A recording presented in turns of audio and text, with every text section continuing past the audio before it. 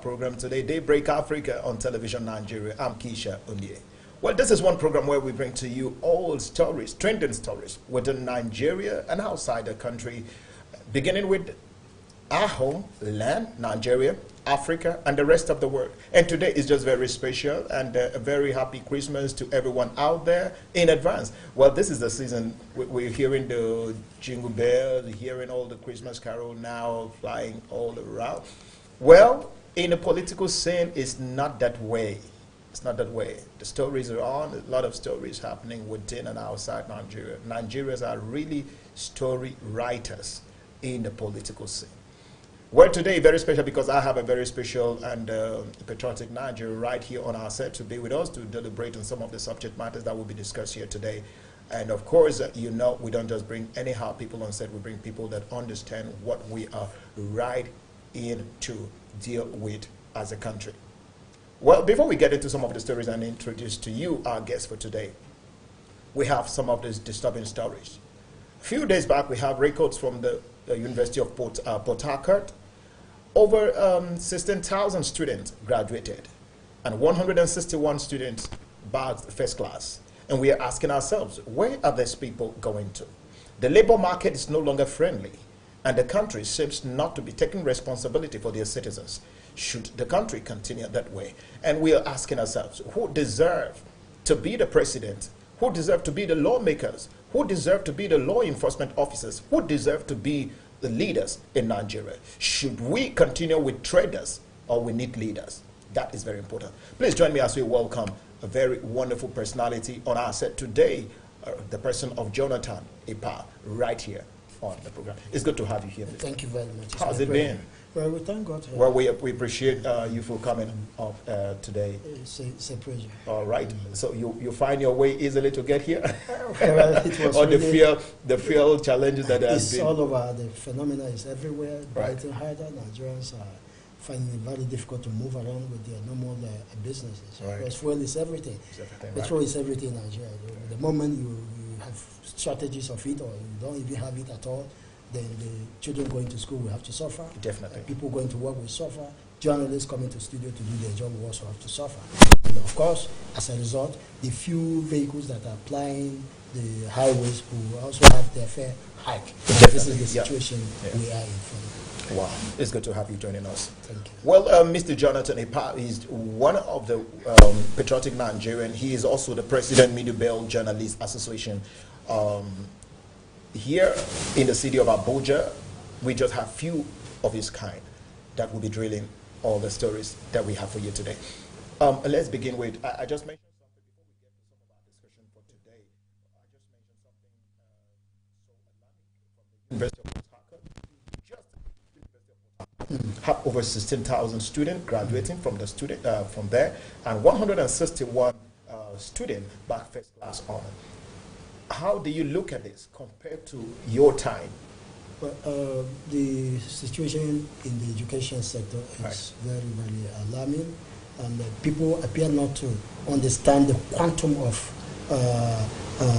issues as raised by ASU. Right. When you hear the lecturers coming out to talk, the authorities appear to be, kind of trying to blackmail these people, thinking they are all after their wages and all. No, it's far. I've been hammering on this for a very long time. Right. That the quality of students we are generating will Right. determine the quality of services we're going to render To the society. either That's as amazing. civil service, either as members of the armed forces, or either as journalists, as engineers, and medical doctors. God forbid if we have quacks that were trained by our universities manning our hospitals. It is happening because most of the people that are manning us today have all their children abroad. That's right. Their families, if they are sick, they go abroad.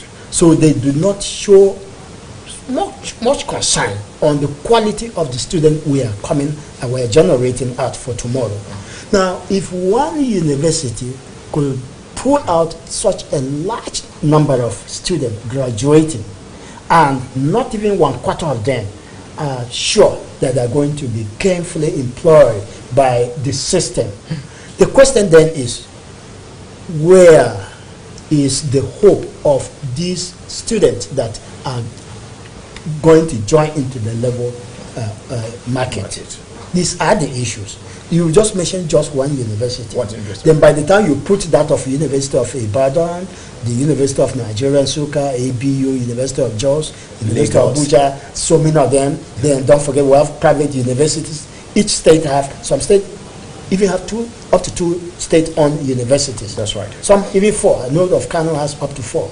Then when you put them together with the private-owned universities, chunking up a large number of students out there, then there's a problem. I think the leadership actually provides the opportunity for Nigerians, most Nigerians, to say education is a scam. They no longer have this value of saying, okay, it's a reality, and most young people feel, okay, it's not the way it used to be. The problem is not far from that. Right. The issue is this.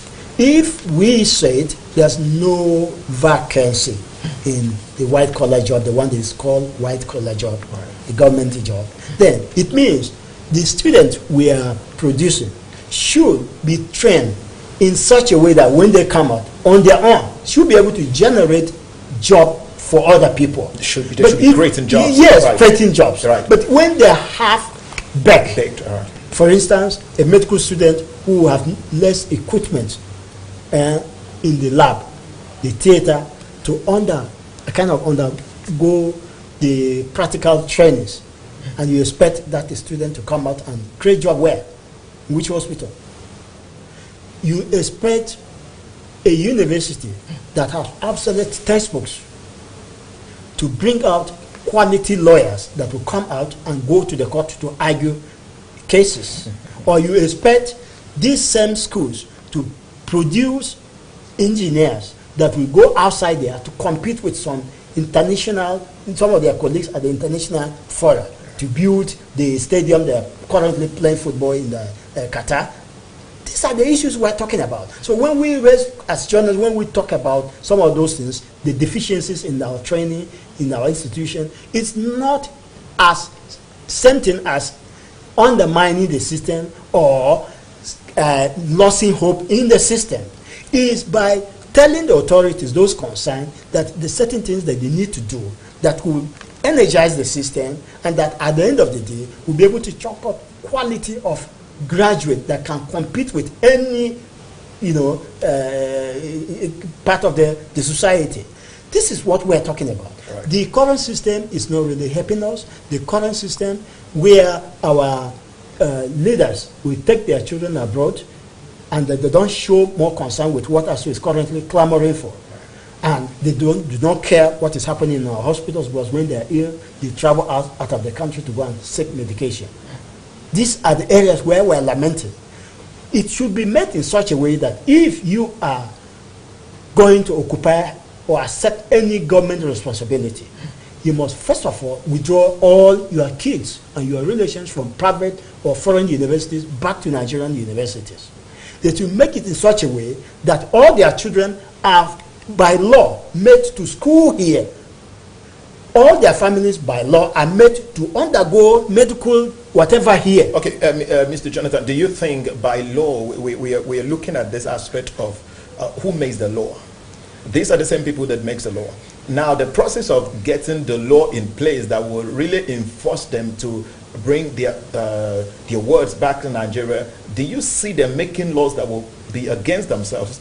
That is a responsibility for you and I as journalists, right, to educate the people, enlighten the people. Because most of the time, not that the citizens do not know what to do, but sometimes they over-impoverish them to the extent that on the election day, you see them coming out with some handouts, some peanuts, 2,000, 1,000, buying vote. These people will collect this, go and vote for them, and then return these bad leaders we're talking about. And this is a challenge that both the electorate and the journalists will work together to sensitize the citizens, so that the citizens will know the implication of selling their own vote. Because when you sell your vote and you vote people who are not supposed to be in charge of your affairs, these are the kind of things you get. We should all know anybody any apology as far as enlightening the Nigerian society on what it is expected of them to do for them to get the right the leaders that will lead them in the next dispensation.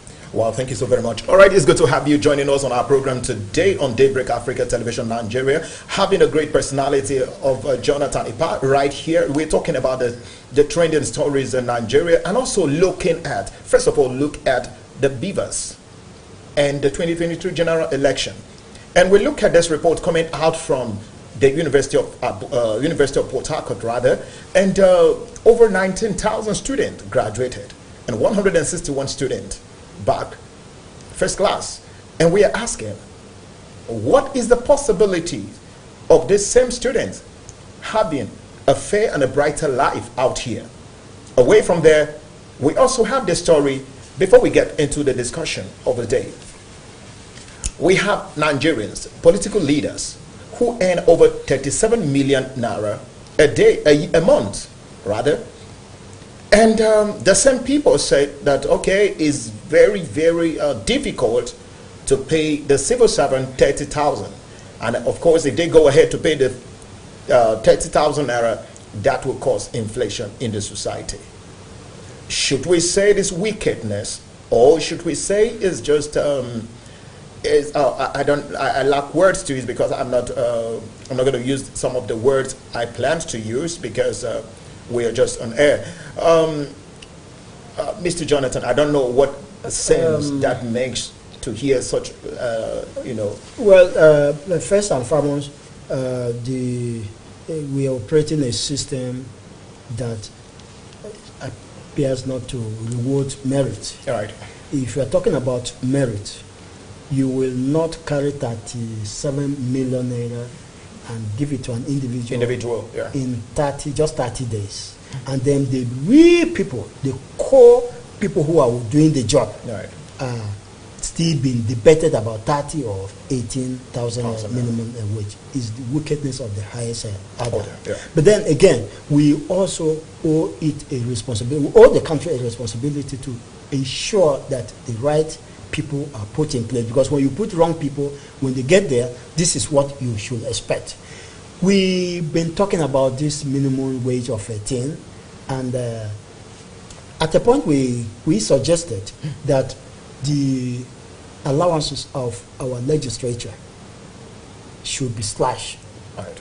The ministers, commissioners, name them, should be going there for services they want to render to the Nigerian society, not the rewards that come from the office. Right. That's the only way that can checkmate some of those things. People who were doing businesses, some of them discovered that because of the crunch economic atmosphere we're passing through, right, their businesses are no longer moving well. They have now moved into politics. So politics is the only industry that is surviving in Nigeria. And when you expect them to go and borrow money to come and sink into this project, they spend a lot of money, and then when they get there, the first thing they think of is to recoup their investment. Right. So even the 37 million you're talking about, that's just the one you know. Those allowances that on the wardrobe allowances, they talk about traveler allowances. We talk about padding every year. Fine padding of budget, and that's the area where they use the civil servant. The same budget of last year, when you go, they will bring it and just extract some. Sometimes they even change name, the acronyms. Right. That they still slotting the money there. At the end of the day, that is, they sit down together and tell the politician, this one was built there for you. Mr. Jonathan, Nigerians, let's say the journalists, the media has so much to do in Nigeria as far as this situation is concerned. You're talking about the civil servant. We look at the civil servant playing a vital role. We look at the police force playing a vital role in helping these politicians to embezzle so much, because you hardly see politicians who come up with a biro to change figures. There has to be a civil servant who sit down somewhere to do it. And I feel that we need to develop a platform where this civil servant will be educated to understand that it's not just all about help. Somebody who is taking home 100 million naira a day and is giving you, let's say, 50,000 naira. What has that got to do with you in the future? It's a societal phenomenon. But I started with journalism because I and you are journalists, and we believe when we start from ourselves, we'll be able to sensitize the system, and from here we can spread it out. See, talking about the Nigerian police, when we watch the policeman in France, the one in Germany, the one in USA, the one in Dubai, and even neighboring the Cameroon here, you see the gendarme, when you had the opportunity of traveling across I have been there to see. Yeah. When you see them, you know you are seeing law, you are seeing order, that respect, you just bow. This is where the societies are organized, the system are. Here, we appear not to even have some respect on our uniformed personnel. That's right. We pay them less and we expect them to do more. The allowances meant for some of these people, you go there in their offices, they sit on it. It is only in Nigeria that you have policemen buying their own uniform and kits. Only in Nigeria where you have policemen giving lobbying, I don't want to call it bribe, they lobby to be posted in some juicy areas. Right. So when they get to those juicy areas, what do you expect? They make returns to their officers that are sending them. It's common. We know all those things. Now, what we're saying is it's not only limited to the police. We have the civil servants who are hiding files. They have a contractor's file. They hide it somewhere, or even their colleagues in times of promotion. Although you have to go and see them before they release such file. These are the issues that the national orientation, if they are still working, these are issues they need to take up. And it is only when they take up that we as journalists will be able to support them and, help synthesize the system. The system, as we are talking now, is a bad system. But I'm not saying Nigerians are bad. We have quite a number of people who are so nice, very nice. This one I had on the radio station where somebody left his money in dollars, foreign currency, in the cab, and the cab has to take that money and went to a radio station to make pronouncement. So you can see that we still have good elements in the country. We still have policemen who are patriotically working for this country. That's right. And they have saved us from a lot of embarrassment. But the rot in the system, in our society, is spreading, and certain things need to be done. There's no reason for a government official who is earning 34 million naira to come on a national television or radio station and kick against minimum increment of the poor workers. You'll be discouraging the poor worker who is doing his best to make sure that the system works. The cleaner in the hospital whose services is required for the maintenance of that hospital. The small man at the Federal Secretariat whose job is to make sure that the place is kept tidy before the permanent secretary or the directors come into. These are the areas that we need to concentrate. Now, there's another area too, where the revenue allocation will sit down and allocate money and give premium to those in power, the class, and then forget about those that will keep the files and keep this thing work. Is another way of attracting corruption in the system. Until all those things are tackled, the system can never work well. We pray that it works well. We pray that the Nigerian will decide the kind of people they are going to vote in the next election, and not necessarily money, some of the money bags that are insisting that are becoming very desperate to occupy government offices, so that they will recoup, kind of defraud the system the more. These are areas that and this is the right time because campaigns are going on, Nigerians are assessing them, and they must be interested in who rule them in the next dispensation. All right. Well, it's been a wonderful time having Jonathan, who is actually drilling and talking to us on this very matter, on the narratives going around Nigeria. Is so disturbing. And the question is, if we stay on this lane, we work this way, get to where we supposed not to be, what do you think will be the future of Nigeria? I don't think we'll have a country that will be able to survive another 5 years of mismanagement and misappropriation, embezzlement, and the rest. That will be so dangerous for the season we are and the system that we are reintroducing into the Nigeria political world. And of course, let's get to discuss some of the stories that will be leading us to the 2023 general election, the Bvas. Yeah, recently we saw a lot of Nigerians so happy about the Bvas. That is a step forward for Nigerians to really have this idea that, okay, we are doing everything possible to make sure that we perfect the system, and the electoral act that was also amended 2022 here. But we are asking ourselves, do you think that will end the corruption? Do you think that will end the poor governance? Do you think that can actually help Nigerians to really focus on producing a credible candidate that is deserving of the Nigerian president? I don't know, Mr. Jonathan, this is where we are right now. Yeah, for the first time, a major, very major policy is being introduced into our electoral system. Right. And like you actually posed, the system can check so many things, electoral malpractice, and even the corruption. And let me explain. If you are a potential voter who is still doubting that, after all, even when we vote, it will not come, I think it is better the Nigerians begin to get a new orientation about our electoral process. That's right. The Bvas we are talking about is a new innovation that elections will be won at the polling unit and lost at the polling unit, not on transit any longer. Right. Where you are going to vote, for instance, if you are going to vote in Otukbo Central Polling Unit, whoever you vote at that polling unit will win or lose before the collection process is shifted from the polling unit to Otukbo Center down to wherever that the final authorities were sent. The idea is very unique, very transparent and open. It gives power directly to the voter this time, and not the agent or the big money bag that is hiding somewhere with his Ghana must go. Yeah, he can give you the money. You collect the money because it is part of your money. Right. And you still go and then vote where your conscience is. He will not even know. So it will make him stupid. By the time we're able to execute this experiment, I'm sure in subsequent election, there will be no need for anybody to go and steal any money from somewhere waiting for election. Right. The idea is this. As you cast your vote, the Electoral Officers Commission told us that the permanent voters card will be used for the purpose of accreditation, to be able to acknowledge, to be sure that it is you that is actually going to vote. Yeah. So that means automatically dead people will not vote. That means underage, according to what they told us, who by law are not supposed to be there, will not be there.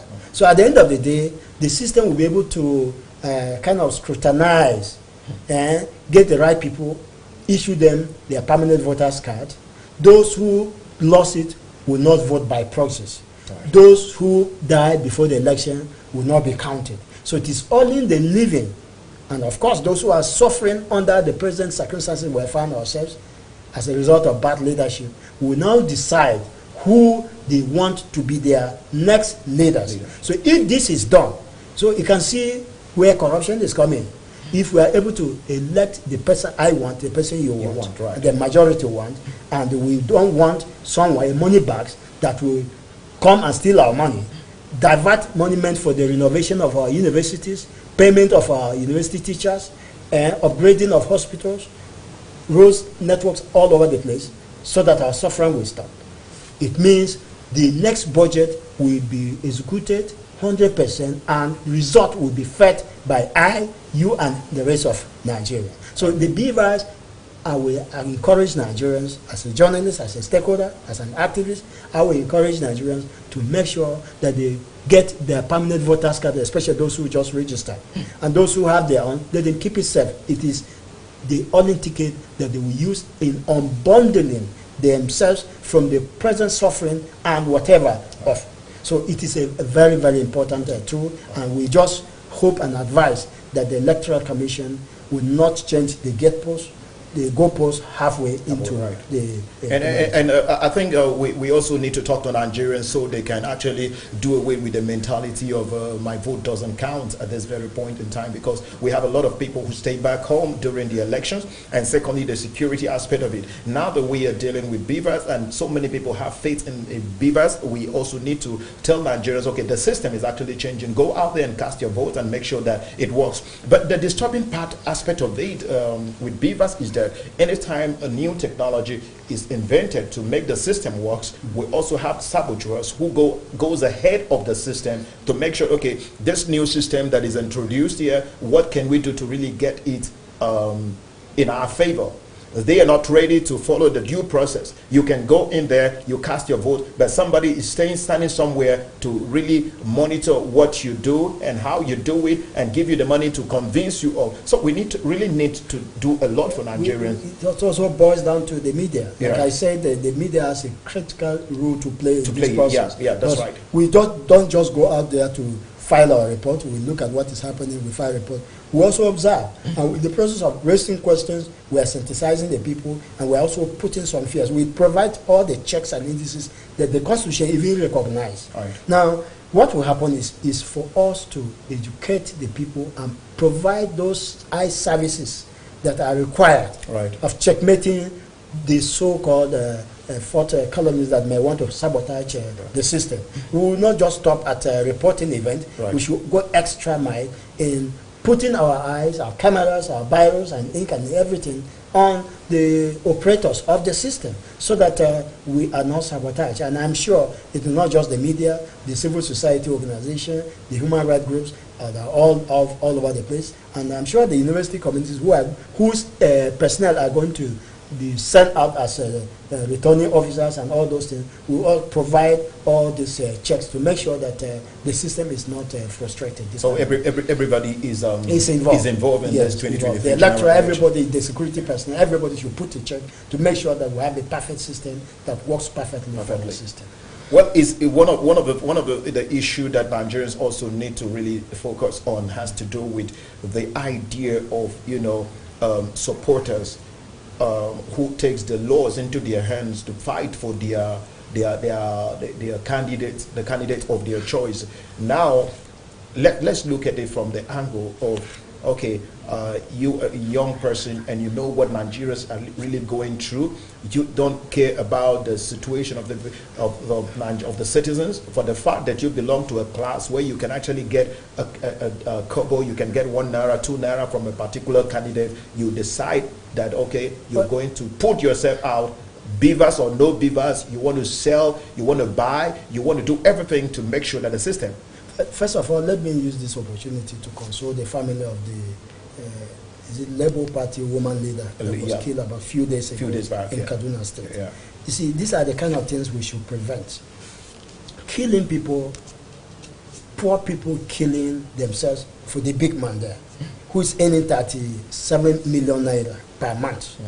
Then he buy drugs for you to go and smoke, and then you go and kill your fellow citizen. Is condemnable. These are the areas where we should be able to.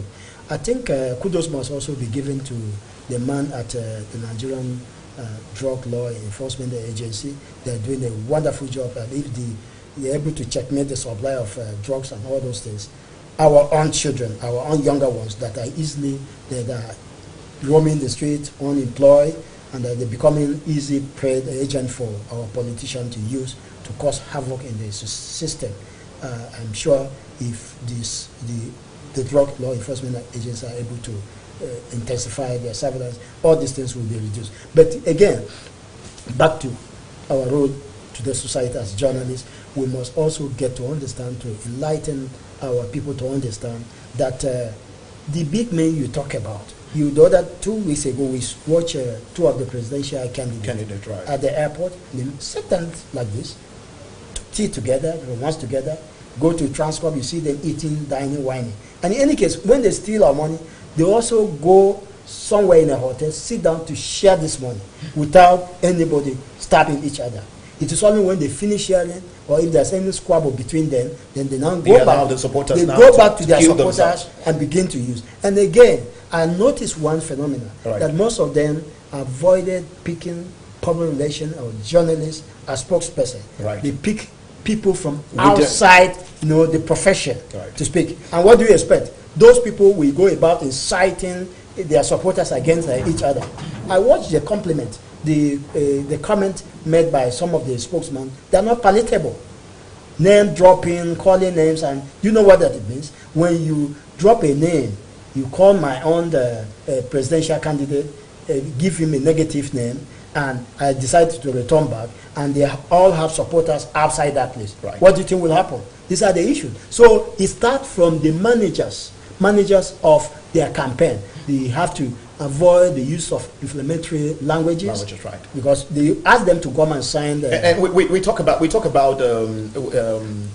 his speech here. Yeah. And most of the laws we make in Nigeria, they're just for ordinary Nigerians. They're not just for everyone. Because for these few months before the general election 2023, we've listened to even the Nigerian leaders, the political leaders, the way they speak, unconstitutionally and unethical.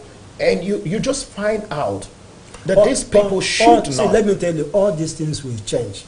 I agree that the certain fraction of the laws in Nigeria that are not being respected by the mighty. Right. Currently, just 2 weeks ago, stories of a court of competent jurisdiction right. issuing an order that the man at EFCC should go to jail. The next 2 days, we read another report that the big man at the police headquarters should go to jail and stay in court. Then the story of the chief of army staff, right. all of them, they're still begging the question, and these are the people that the government will use in enforcing the law.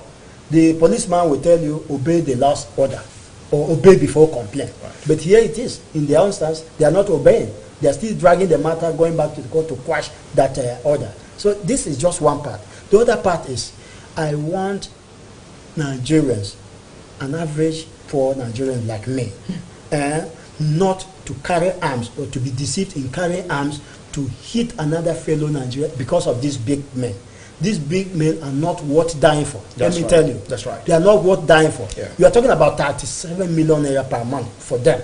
They are the same people that are clamoring against the 18 or the 30,000 minimum wage. And don't forget, people that are guiding them. Don't forget, even the 18 and the 30,000 naira is not just for everybody. It's for those who are opportune to be given the employment to work. Now we are asking ourselves, how many of these Nigerians are opportune to have jobs? Do you know what 37 million naira could create? If you sink it in an industry, in a tomato breeding industry, or you sink it into fruit, whatever, blah, blah, blah, employ 30 more people to be working there. They'll be generating revenue for the local government where that factory is sited. They will be generating income for their families. They will be generating money for the local farmers that will be producing those fruits within that area. Right. These are the areas that we are lacking. And because these basic elements are lacking, it affects almost all the sectors. The policeman is no longer willing to do this job as a patriotic officer of the Federal Republic, because he believes that other people who are outside there will expect returns from him, and for him to get a good posting, he must go back to the office and lobby. It's going on everywhere. Right. These are the things we're talking about. The person who in the hospital is no longer working assiduously to save lives. He's doing because of what he will take back at the end of the day. The morale of these people is going down, and those who are working very hard are not being promoted. Right. So these are the issues we're talking about. But that, given that as it may, we have not given up on Nigeria. We still have good people out there who are patriotic citizens of this country, who believe in the constants of this country, who believe that certain things should be done right, irrespective of where they come from. That's right. So if we are able to identify such people and promote those people, Nigeria will be great. All right. Okay, it's been an amazing time having Mr. Jonathan Ipap right here on television Nigeria here. We're looking at so many stories this morning. Away from some of these things we're discussing here is Bvas and 2023 general election. What is the relationship? Bvas is going to make the election easier. It's going to make the election possible. It's going to make the election a bit fairer than what it used to be. It's going to create exceptional way of doing things or running our systems away from the way we used to, run around it. And away from there, Mr. Jonathan, still on the Bvas here. I remember when the card readers came out, how Nigerians celebrated that. And we also saw the INEC, reiterate the commitments they have towards ensuring a free, credible, and fair elections come 2023. Recently, we also saw a lot of reports and pictures of underage kids that were registered by the INEC staff. They came out to register all these underage kids, the minors. That is not democratic enough. That is unconstitutional. But let's look at it. Do you think that the INEC will, based on these narratives, create that atmosphere for Bvas to have its way and create the Nigeria, the results, the inputs we're looking out for to sustain the democratic process? Because we don't want to hear the system where you can witness that where card readers got to a particular point and said there was no light, the battery ran down, there was no way we could check, and at the end of the day the results will still be announced. I spent out of my 25 years of practical journalism in Nigeria, right? I spent 12 of such years on the political beat. All right. And about essentially 7.5 years of it on the commission, reporting the commission and covering the election all over the country. Now, excuse me, the issues, the complaint of 2019 will definitely be different from the complaint of 2023. Okay. The idea of the commission had hinged on the low coverage of internet facility as reason why they were not willing to adopt the transmission of results for the 2019 general election. Now, between that time and now, there's so many improvements on both the electoral system, the internet interconnectivity, and so many issues like that. Right. The G5. That's right. I'm not talking about the G5 not the governors. The internet grading. Right. Is being installed in Nigeria as we talk. That time, even the 4 was not active. Active, right. Today, we have not just 4 active, we also have the 5th one active. And the gadget we're also told that the commission will be using has also been upgraded. Right. There are certain gadgets that they might not necessarily have to use the local interconnectivity. The cyber at the system will be able to empower some of their machines that will be able to, So all those fears have been put to rest. Right. What I will advise the media, my colleagues in the media, to do is to intensify pressure, ensure that on the commission, the players on the electoral system do the right thing.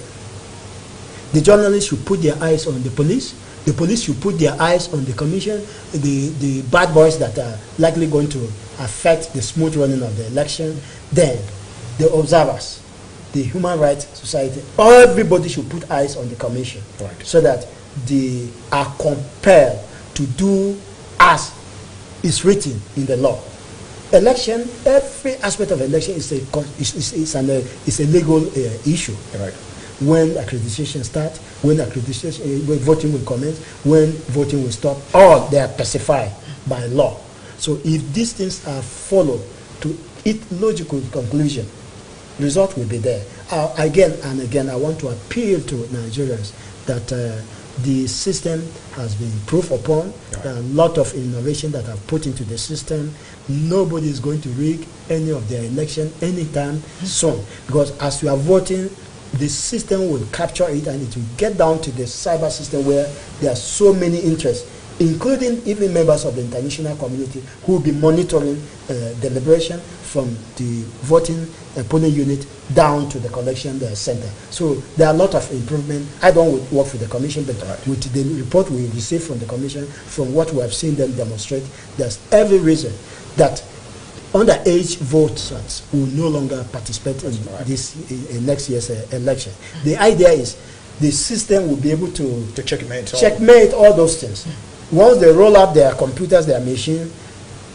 Just last month ago, you were told that about 1 million people who voted, among those who, the 12 million that were said to have voted, registered this year, were thrown out, either for multiple registration or for whatever complicity. Right. So we want to believe that that same machine will be able to checkmate the age.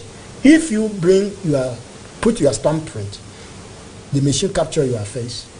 Even by your lipsticks, you should be able to identify someone who is less than 18 years. So all those things will be checkmate, and I'm sure the commission under Professor Mahmoud will be able to do a wonderful job so that our image is improved at the international level. Our image is seen to be improving within the local context, right. And Nigerians will be happy and willing to go outside there and elect the leaders of their choice. And again, this is the opportunity Nigerians will have to take advantage. If anybody that is bringing his money, forget about his money. If you want the right thing, if you want your hospital to be done, you want your schools, your children to return back to school, you want the school renovated, you want the road fixed and all those things, the water supply, electricity and all those things, avoid his 5,000 Go there and vote the one that have no 5,000, but you know that he's competent, that can fix Nigeria. This is what we want, and this is a message that should go all over the place. Let's avoid their chunkuli or shishi money. When we take their money, they buy our conscience, we return them back to power, they amass 37 million naira per month for themselves, and then give us peanut that is not even enough to cater for the large number of children graduate that I heard some Nigerians say, well, if I have opportunity to collect the money from them, I will definitely collect the money because the money doesn't belong to them. I'll collect the money first of all, then I go ahead to cast the vote for the candidate of my choice. I don't know how that for me works anyway. For those collecting, is okay, but I won't encourage them to collect, because in the process of collecting, that's when you compromise. That's when right. You collect and they give you some igbo to go and smoke, and then you end up fighting your brother, you compromise and you end up doing the wrong thing. So we would advise people not to even collect their money. When they come, you don't collect. They come tomorrow, you don't collect. Then they will be tired. They will have nowhere to go, and then they will give up, and then the right thing will be done. But in any case, if you at all you have collect, but you do not allow them to influence you to go and do the negative thing. Nigeria will be great if we refuse to collect these unscrupulous elements in the society. If we refuse to collect their money and do the right thing, I and you owe this country a responsibility to fix it. So let us not even collect their money. All right, it's been an amazing time having Mr. Jonathan Ipah right here on our program, Daybreak Africa, on Television Nigeria. Looking at all these stories, it gives you a headway or a mindset to think that Nigeria is set on a path to follow to greatness. But the responsibility is left for everyone out there to do the needful. It's left for the journalists to make sure that they take their responsibility as journalists. It's left for the civil servant to make sure they play their role. It's left for the civil society to play their role. Well, law enforcement agencies, you have the role to play, ensuring that 2023 general election is nothing but the people's mandate is carried out also. Now let's return back. We listened to some of the last few weeks. We saw the All Progressive Congress. They came out with the manifesto that this is what they have, because a lot of Nigerians clamor for that. And we saw a lot of people from the APC again saying something that, okay, anytime there's a town hall meeting, we are not going to let our presidential candidate to come on the show without the Labour Party, submitting the manifesto to Nigerians. And now the manifesto is out. Can we look at the pedigree of the individual, the candidates, and the manifesto of what they have? We've been having a lot of manifestos all these years. We have a lot of people who get into the system, who came with structures into the federal system. And at the end of the day, nothing works. We look at the 8 years of the APC administration. We're not trying to be political here, but we're trying to look at the system that works and the system that has not worked right from when they took over power to where we are. Have they done so well to say, okay, let's continue with APC? Have they done so well in security, in all this? So how can we really educate every Nigerian out there to ensure, to let them understand that it's not all about the manifesto. It's not all about the speeches. It's not all about who support who. It's not all about he's from the north, he's from the south, he's from the east, he's from the west. It's all about his pedigree. Check his track records. How far has he gone? Is he communicating with Nigerians? I don't know if we're on the same page on that. First and foremost, let me say that as a journalist, right, the only way I could get to know this presidential candidate is through debate. Debate, right. When they appear before journalists and questions are asked about Nigeria, what they have at stake to do, and blah, blah, blah. That's the only way I can know what candidate A, candidate B can offer. That's right. Now, manifestos, the bulk document you're talking about, are written to them by some experts. That's right.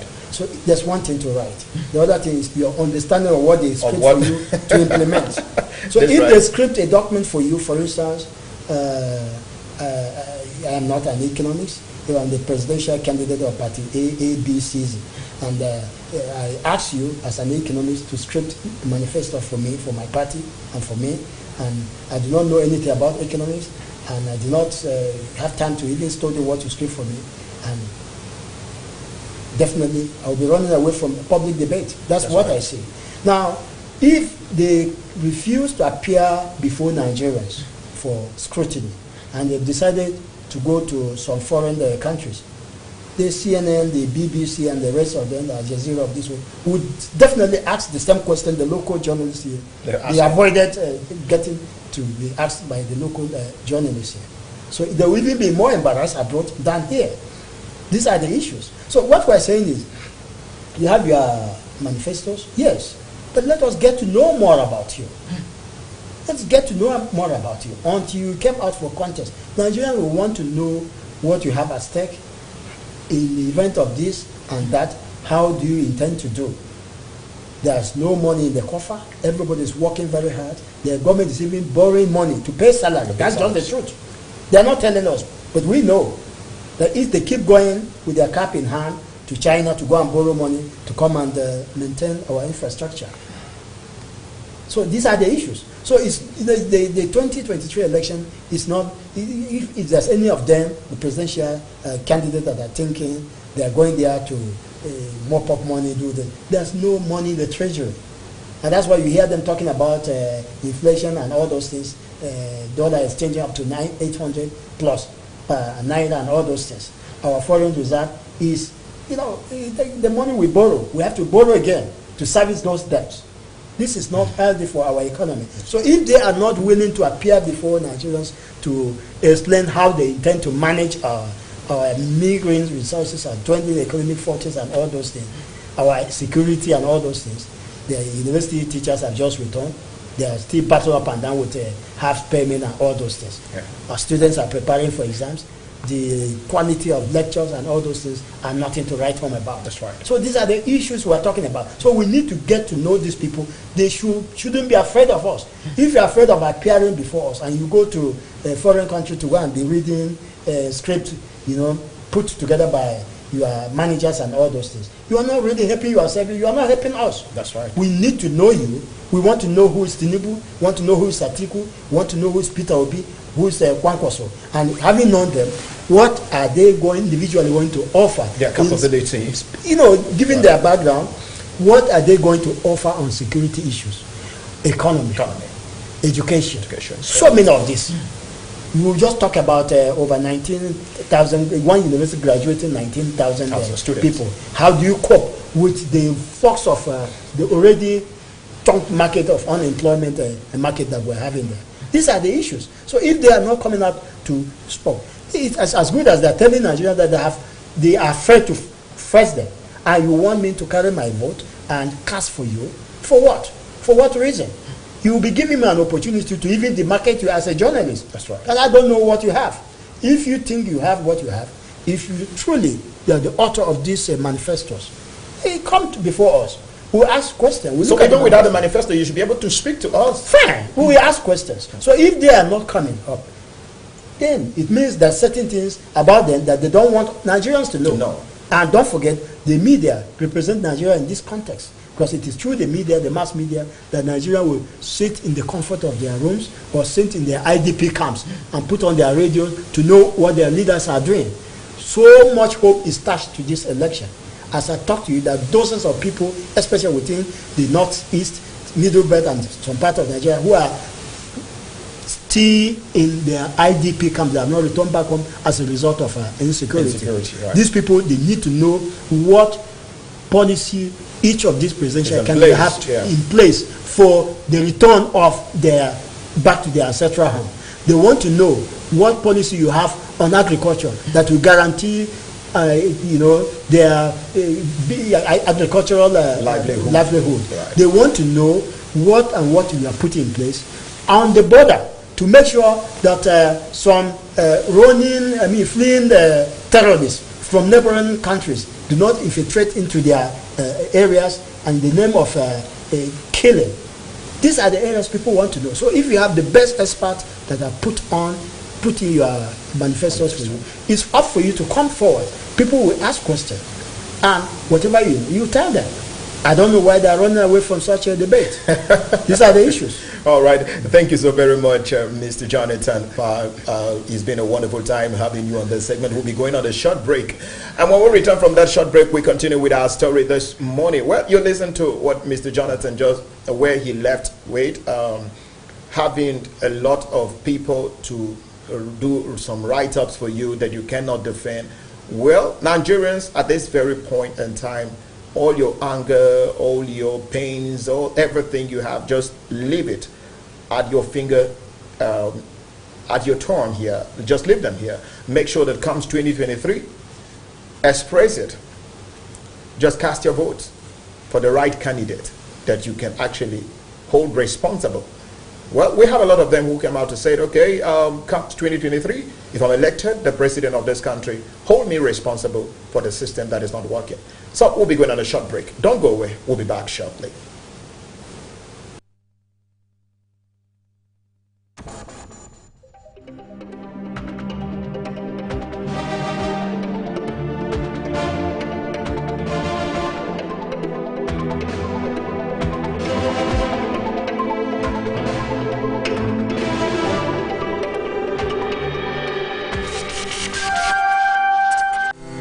As the election dates are drawing closer, political parties and their candidates have continued to canvass for votes as throwing of jabs have become order of the day. Nigerians are hopeful that the process will be hitch-free. I'm Beauty Akbarido. Let's get their views on various issues relating to the 2023 general elections. I feel happy about the forthcoming election because of how the campaign have been going. Because if you check like the previous ones, they've been having like conflict and all, but this one I think is easy going, and also I feel it will be successful because of the whole campaign stuff and all. On my own view of the forthcoming election, that is 2023 election, I feel optimistic that we experienced a huge success, considering all the efforts that the INEC has put in place. I salute the INEC; they are doing their best. And then with the new electoral act that have given youth an ample opportunity to see that Nigerian election can be a success with the introductions of the Bvas machine. My thought about the election is I'm quite positive because it's more like the youth of the country have woken up from their sleep.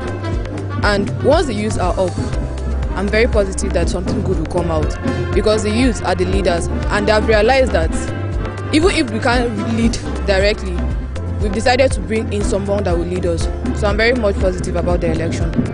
I feel so happy and excited that we are going to have a free and fair and credible election in 2023 because of the efforts of the INEC and what they have done so far.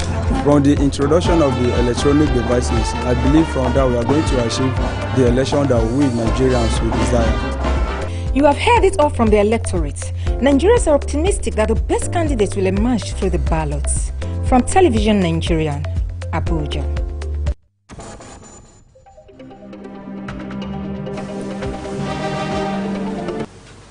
All right, thank you so much, Beauty Akbarido, for that brief report given to us by Nigerians to know what Nigerians are really out for and what their plans are towards the general election comes 2023.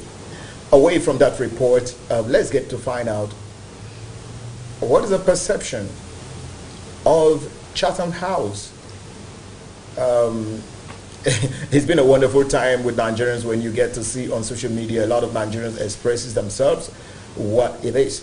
But the first question that came to mind is, this is Nigeria. Why are debates?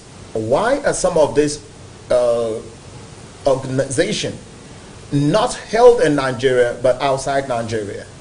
How many Nigerians are out there? Why do you take the debate or take what's supposed to be for Nigerians to the United States, to talk to the United States? When Nigerians are here, the electorate are here, you need to talk to the electorate. You need to let them understand. They need to have a personal relationship with you.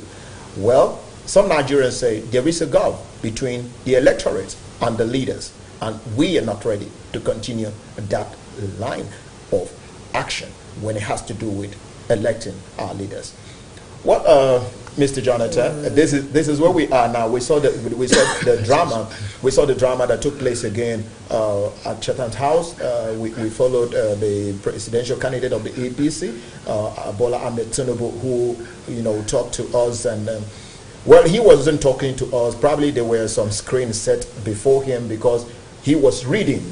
We know him very well, and we have some Nigerians who came out again to speak and defend him. I'm talking one of the members of the Tinubu Shetima presidential candidate, Dele Alaka, who came out to say, okay, it's natural for Bola Ahmed Tinubu to go because he's a human being. And of course, we saw from this Chatham House experience that he was actually reading. Why are they packaging someone for Nigerians? That is really alarming. The answer is not far-fetched. Right. There must be something trying to hide away from the rest of Nigerians. But it is also not clear why they think they can do such a thing. And secondly, the delegations where okay, I do the speaking, and I have never seen. I'd like you to interact with that, but I've never seen the relationship between El-Rufai strong that way with Bola Ahmed. The relationship between these two guys has not been that cordial to understand that, okay, Bola Ahmed Tinubu, he's going to do the speaking, and Femi Gbajabiamila or El-Rufai do the answering of the question. What is giving people a mindset that there's nothing there? I foresee a situation where the APC will spend the rest of the campaign managing some of those lacunas, right? Beginning to emerge from each trick they made. They started by rejecting to appear before the local media debate. They don't want to accept that it's debate. They say it's town hall later. But you and I know that it's a debate. Right. Whether you call it town hall or you are facing the journalists, you are facing the rest of the world, and the journalists are anchored, they're asking questions. It's a debate. Whichever definition they look at it from, we witnessed international debate, we witnessed that of Barack Obama and Hillary Clinton during their party's primaries. We witnessed the Hillary versus Trump. We witnessed so many of those, the Muhammadu Buhari and the rest of them here in Nigeria. But what they are saying is that Buhari shy away from the debate. The other time he still went ahead and win the election. But the question is, between that time and now, so many things have passed under the water. Right. The system, the electoral value has also increased.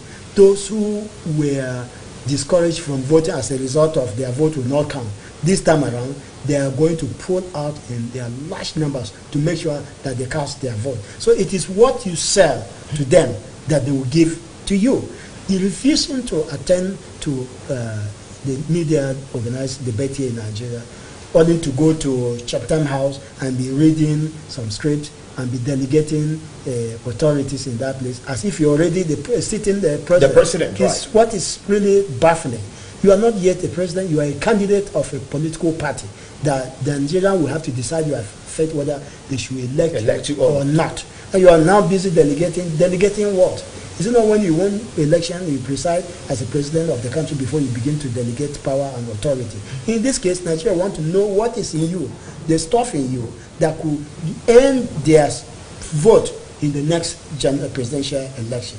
This is what they're talking about. And you went there, you carry some people. Okay, take for instance, Bajabi Amela answered some question. RFI was answered some question, and Edu and the rest of them were answered questions. These people are not going to be on the ballot. That's right. It is Bola Ahmed Tinubu we know that would be on the ballot. So you can see the miscarriage of the system. It's not really marketing them in the right direction. Let them come back home here, appear before an organized public debate, and answer questions. Nigeria want to see their presidents answer questions on what they will do on ASU. For instance, university lecturers are still threatening to go back on strike if their full salaries are not paid. Federal government collecting another $28 million Abacha loot. So what will you do if you are the president of Nigeria? Will you collect, ask the Attorney General who collect the money on behalf of Nigeria to take it to the university lecturer so that you'll be able to offset this thing once and for all? Or you collect the money and share it, the normal sharing. At the end of the day, the governors will use the money to campaign in their respective state and win election. What will you do? These are the kind of areas people want to. You see, the campaign is dynamic.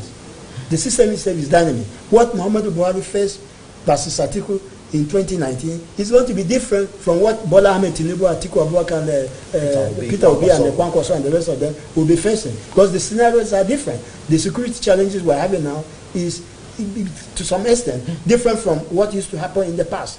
The economic challenges, issues we're facing are different from what used to happen. About that time, ASU were not on strike. This time, ASU is on strike. And all these university lecturers and their students will have a voice.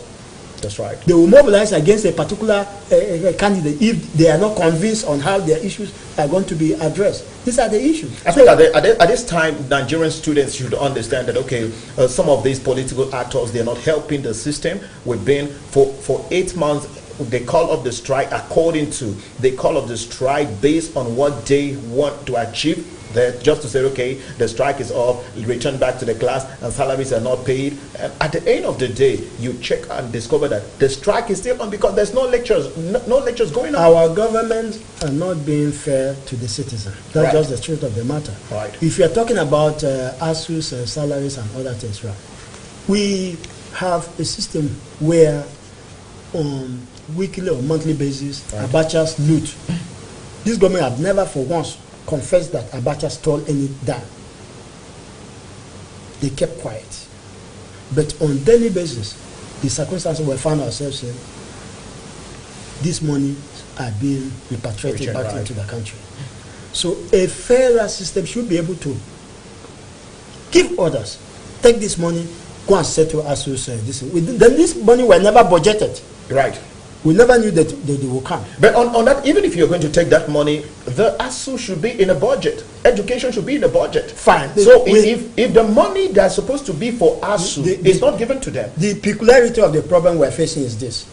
ASU went on strike, and they are saying they will not pay them within the duration which they were on strike.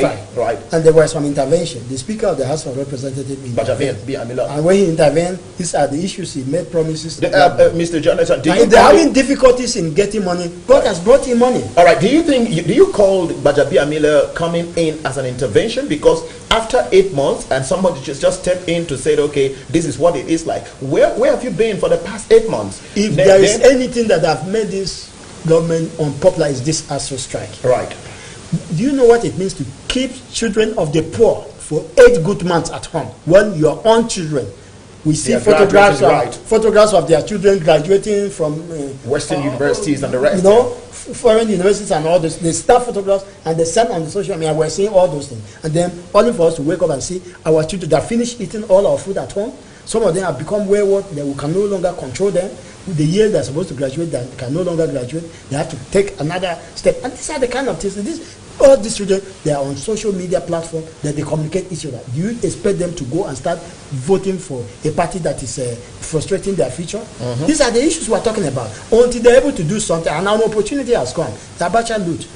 give an order, let them bring this money, pay university lecturers money, let them go back. The next 2 months, you see, that matter would have been forgotten. They are not doing that. They are not doing that. They go to Chantan House, and when they go to Chantan House, look at the kind of pictures that we're getting. How do we manage that? You are asking El-Rufai to go and talk about the security. Is El-Rufai qualified to? He has no background on security matter. As a governor of Kaduna State, the man is already crying all over with his staff coming to Abuja. On the news, from here to Kaduna to Abuja is almost like a NASMAS. They raised. President have just resumed yesterday. You saw the low turnout. People are not yet convinced. When you are asking El-Rufai to come out and discuss issues on security in a foreign country. No. It was a miscalculated. They didn't manage that. Well, I'm just thinking that Nigerians need to do something special that would make us have our leaders responsible to whatever responsibility that they're charged with, and also be transparent enough. Several times we hear a lot of people saying, vote us for transparency. We should go beyond that level and tell someone the truth, that this is no longer what it used to be. So you deserve to know what is happening in Nigeria. We're talking about the loots here. We recover the loot, reloot the loots, and at the end of the day, keep the citizen poorer, so that when they come again, they will not bow down to whatever they want. That's right. They get what they want. And at the end of the day, Nigerians become the victims of everything we are going through. If you go, I don't know if you have witnessed this, when you get out to the streets, you get to see a lot of tension, inhumanity, so much, where Nigerians fight themselves so well, and the anger is just so much. The tense is just something that you can't explain to anybody. Unbearable. And we're asking questions. Why can't Nigerian leaders communicate with the citizens, set the priorities right? It's really heartbreaking, to see that we are still really at this very point in time.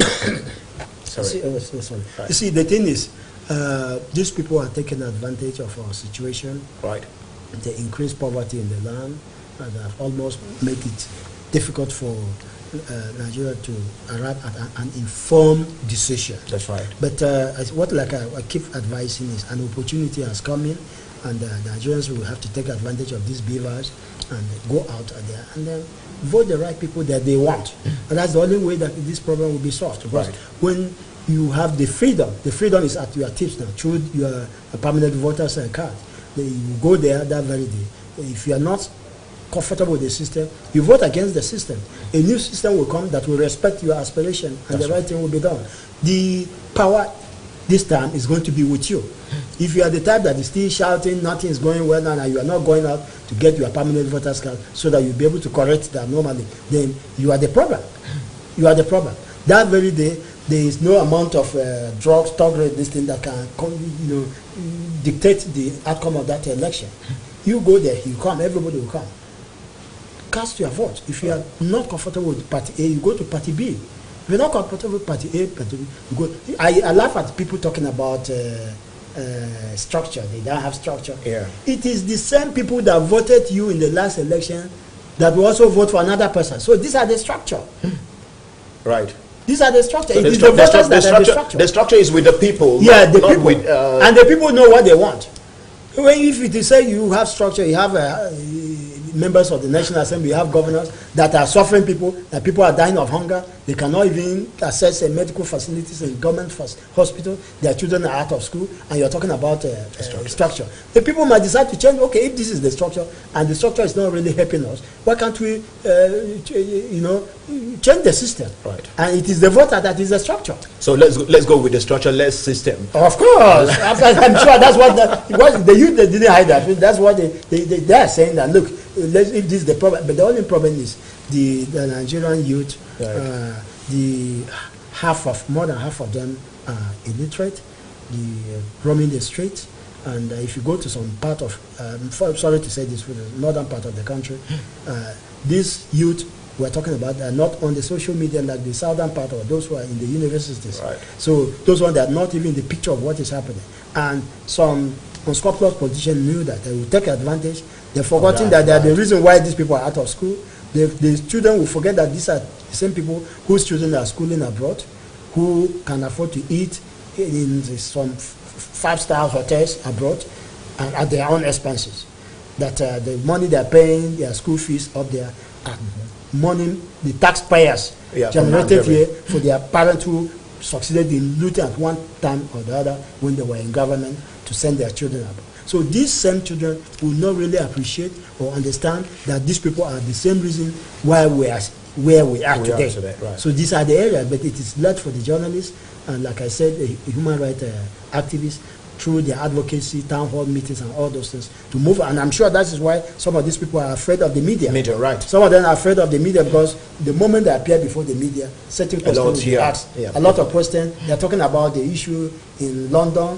I mean the U.S. Court cases and all these things, where the man's school and his. So many things are involved. And I'm sure that's why his marketers are trying to shy him away from maybe what they call the hostile Nigerian press. But the hostility of the foreign press is even more than what we're having. Look at the way they broadcast the Chantan.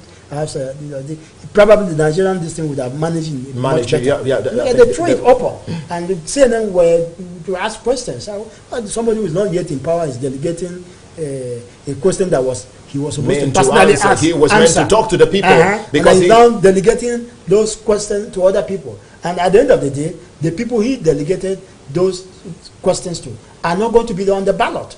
So it is verified that people are going to vote, or that people are going to vote, who are not going to be on the ballot. These are the issues. And let them come back here. We are Nigerian. Let's manage our problems here rather than carry our mismanaged fortune into foreign countries and other things. All right, thank you so much, Mr. Jonathan. Before we wrap up on this very program this morning, let's get to see or find out what is really happening. We saw Atiku in Lagos State during the PDP campaign. Atiku made some remarkable statements, and we need to find out from you what you think. Atiku said Lagos State wasn't developed by Tinubu administration, that Lagos State was developed or is developed by Nigeria, the federal government. How true can that be? And when voted into power, he's going to privatize the refineries to make sure that the refineries work in Nigeria to produce employment and the rest of other stories. I don't know what you make of this story before we really wrap up on this very segment, because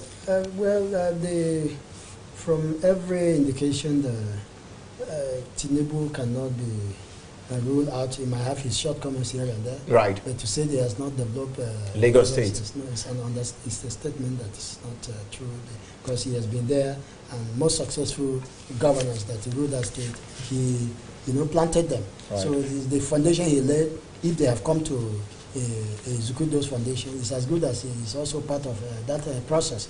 But given that as maybe, I know that when he was there, he has a running battle with the Chief Olusegun Obasanjo's presidency for years over creation of additional local government.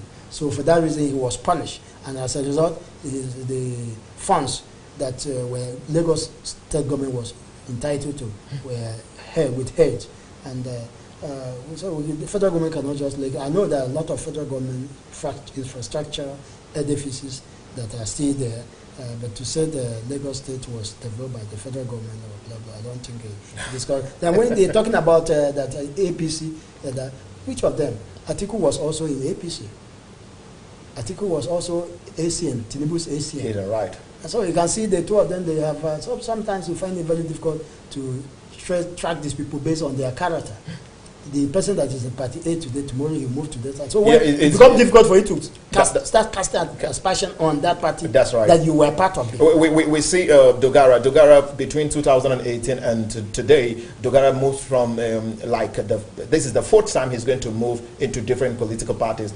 He returned from APC back to APC to PDP right now to canvass his votes for Atiku Abubakar. This is the same person who was in APC 2018. He moved to 2018 to PDP. Then a few months later, he moved again back to APC, and today again he's back in PDP. These are the characters Nigerians will need to watch out in the next election. Right. You need to watch the videos of Dogara in 2019 when he cast the kind of aspersion he cast against the APC. APC, right. Nobody will believe that Dogara will one day move back to be part of the APC. But don't forget, Dogara is one of those the aggrieved northern PDP, people, the one they call new PDP, right. that got angry with Jonathan and staged a walkout against former President Jonathan in 2014. Right. Dogara, Atiku Abubakar, Tambawa, Saraki, Kwankwaso, and the rest of them, they were protesting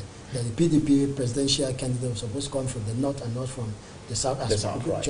Now, he got angry, he went with them.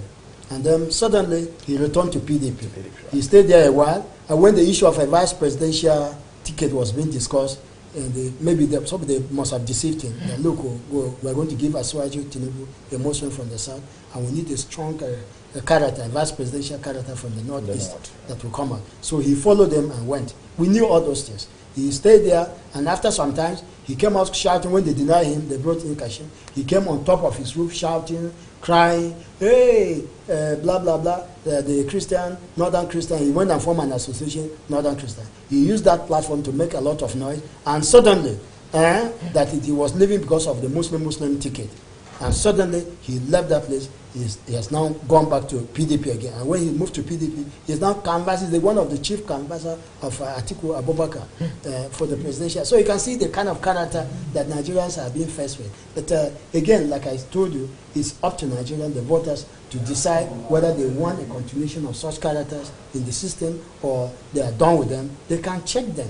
They can checkmate them through their voting. Right. So if they vote, they've decided to vote out this character, in the next dispensation, we had the right people in charge, and Nigeria will be better off. Wow, this is really amazing. Thank you so very much, Jonathan, for coming on this program. It's been an amazing time having you here. I don't know what would be your last few words for, Nigerians who are going through terrible times. It's really heartbreaking when you get to hear some of them, their stories and whatever is happening. They don't have a government to report their situations to. So I just feel that there's someone out there that needs to just hear you and you talk to them and give them that assurance that, okay, as we're getting ready for the elections, definitely this is what is going to be like. Well, first let me start with my fellow citizens. It's been a heart pain, this thing, but then we will not give up. Nigeria is our project, our country. We have to continue working. We explore all means, search around, and I'm sure at the proper time God will give us answer. Yeah. For our electoral system, we advise the commission to stay strictly to the electoral act and give us a good election, so that at the end of the day, Nigeria will decide who their leaders are. Right. For our security forces, we know they are trying, they're working very hard to pay supreme sacrifice to make sure that the sovereignty of this country is secure. But then we still ask them to do more. Let them go beyond this, our politician. And they are Nigerians.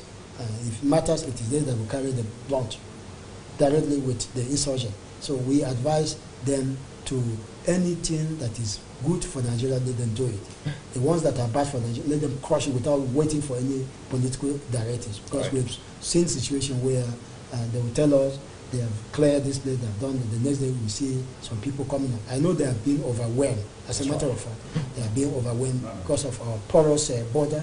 People are coming on a daily basis and they are overwhelmed. But that notwithstanding, our prayers are with them, and we'll continue to pray that the God will give them success. All right, thank you so very much for coming on the program. Thank you very much. All right, it's been a wonderful time having Jonathan Ipa here. I'm talking about the president, Middle Belt Journalist Association. It's been a wonderful time. When we see a personality of this kind coming up, who is the president, Middle Belt, Journalist Association of Nigeria, is something that you need to pay attention to every word that's, because these are people who are out there to understand what the government is doing, the policies that governments are taking, the people, the citizens, what they are facing, and they try to harmonize to ask them such questions. is it palatable for us to just continue with this system, or there's something we can do? And that is what we've been able to do for the last few minutes that we're on set with him. Thank you so very much for staying with us. I'm Keisha Onye. Looking forward to having you again for another fresh edition of this program, Daybreak Africa on TVN Nigeria, tomorrow, same time. Thank you, and God bless you.